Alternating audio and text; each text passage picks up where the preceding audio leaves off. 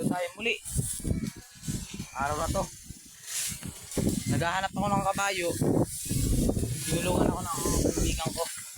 Kanina pa ako hanap. Hindi pala dito. Akala ko dumana dito yung kapatid ko. Sabi ko na, siguro napunta dito yung kapatid ko. So ngayon, may nakita akong sa kawayan. Balbas ba ng kawayan? Ito pa yung panchicks. Ayan o. Oh. Ayan o. Panchicks. Balbas po yan, balbas.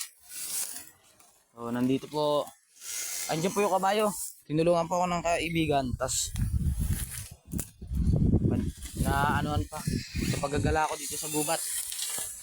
Hindi yung kabayo. Buntis kasi yung kabayo eh. Ngayon ko lang malilipat eh. Ano, hapon na. Umakong pa ako ng mundok. So yung sa mga kasaka. Ayun. Ito yung itong kawayan na ito yung ginagamit sa negosyo din.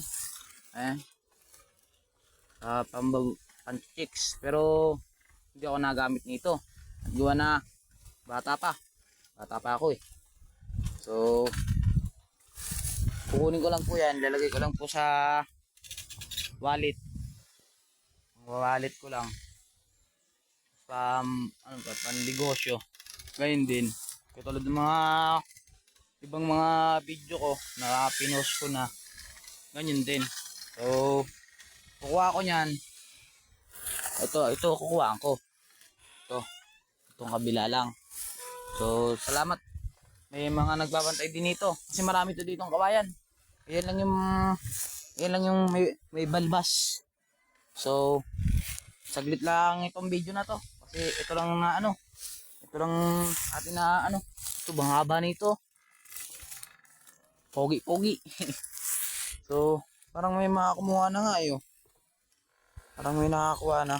So sa ako lalagay ko lang sa wallet ko. So hanggang dito na lamang ang akin uling video. Taglit lang at gawa na isa lang ang ating na ano ng video na balbasan. So maraming sa lahat dyan, sa lahat ng mga antingero. Salamat sa may mga nalaman din ako na sa gubat, sa kalikasan, yung mga ginagamit sa mga pangliligosyo, mga pagtitrabaho.